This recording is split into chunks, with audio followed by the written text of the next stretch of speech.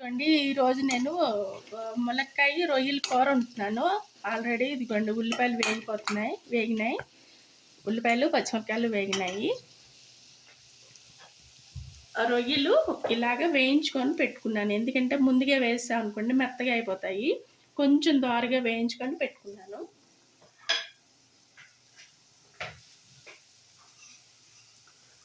అల్లం వెల్లిపాయ paste 1 spoon,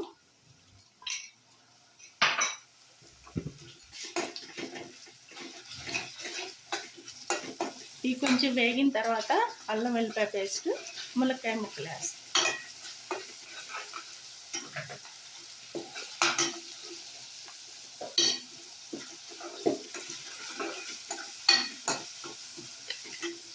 ఇదిగోండి ములక్కాయ డ్రమ్ స్టిక్,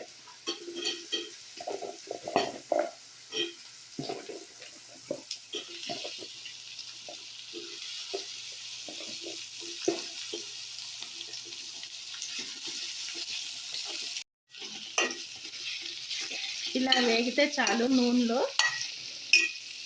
ములక్కాయ కొంచెం మంచిగా వాసన వస్తుంది, పచ్చి వాసన లేకుండా బాగుంటుంది తినేటప్పుడు. మనం ఇప్పుడు టమాటా వేస్తున్నాను.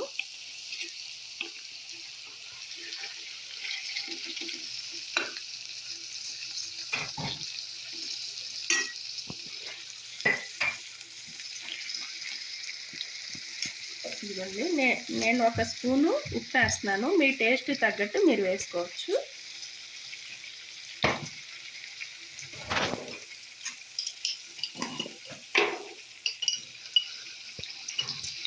పసుపు. ఇలాగా కొంచెంసేపు టమాటా మగ్గేంత వరకు మూత పెట్టేసాను.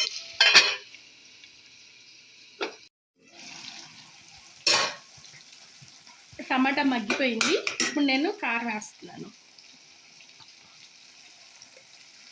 1.5 స్పూన్ వేసాను. మీ టేస్ట్ తగ్గట్టు మీరు కారం వేసుకోండి. ఎందుకంటే కొంచెం క్వాంటిటీ తక్కువ ఉంటుంది, ఎక్కువ ఉంటుంది, కాబట్టి కారం చూసుకొని వేసుకోవాలి. ఇదిగో కారం వేసాను కదా, మగ్గిపోయింది. ఇప్పుడు నేను నీళ్ళు పోస్తున్నాను. ఎందుకంటే ములక్కాయ ఉడకడానికి, డ్రమ్ స్టిక్ కుక్ అవ్వడానికి. ఇదిగోండి కూర అయిపోయింది. ములక్కాయ కూడా బాగా కుక్ అయిపోయింది.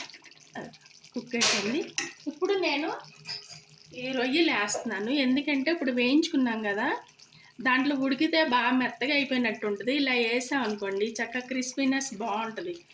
ఇప్పుడు కొంచెంసేపు ఒక 5 నిమిషాలు ఉంచితే ఉప్పు కారం పట్టిద్ది, చక్కగా మంచిగా ఉంటుంది, బాగుంటుంది. ఇంతే అండి, ములక్కాయ రొయ్యల కూర 2 రకాలుగా వండుతారు. నేను ఇవాళ ఇలాగ వండాను అన్నమాట.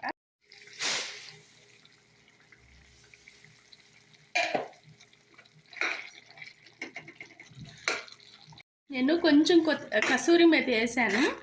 ఇది ఆప్షనల్ అండి. కొత్తిమీర ఉంటే కొత్తిమీర వేసుకోవచ్చు, కసూరి మేతి ఉంటే కసూరి మేతి వేసుకోవచ్చు. ఏది వేసుకున్నా టేస్ట్ బాగానే ఉంటుంది. నేను ఇప్పుడు మాత్రం కసూరి మేతి వేసాను. ఒక 2 నిమిషాలు ఇలా ఉంచితే సరిపోతుంది.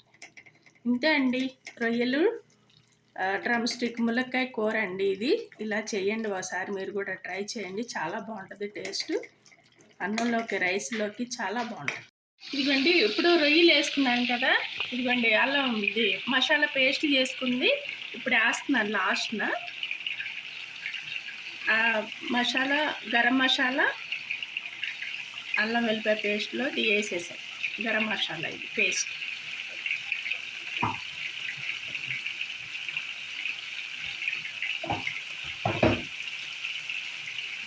కొంచెం నీళ్ళు పోస్తున్నాను, మసాలా ఉడకాలి కదా అది.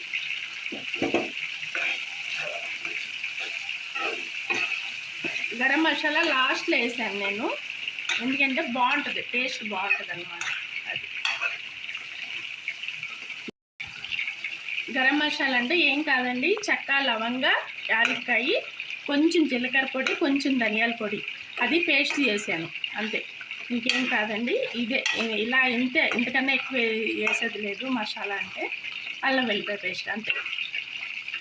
ఇంతే అండి.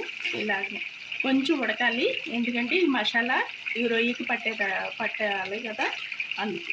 ఓకే. లంచ్ ప్రిపేర్ చేసుకున్నామండి.